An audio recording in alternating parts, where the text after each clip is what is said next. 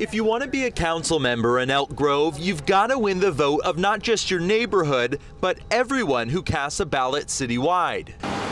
That's different from most California cities where council members are elected only by people who live in the district they represent, known as by-district voting. But Elk Grove's format could be illegal, a violation of the California Voting Rights Act. The purpose of the law is really to get rid of these discriminatory at-large election systems. Southern California attorney Kevin Shankman wrote a letter to the city asking for it to change its voting practice, which he says requires expensive citywide campaigning. Having elections, the campaigns be very expensive, freezes out a lot of people, particularly poorer folks, and that tends in California and the rest of the United States to correlate to racial minorities. The current council doesn't have any Latino or African American members, even though they make up about 30% of the city's population.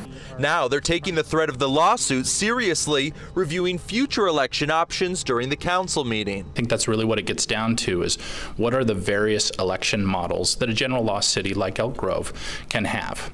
The options include a by-district election, which some here are calling for. If you look at all of the districts in Elk Grove, you'll find that people of color have a significant obstacle in being elected. We should have by-district elections because they're more fair and they give people access to direct representation.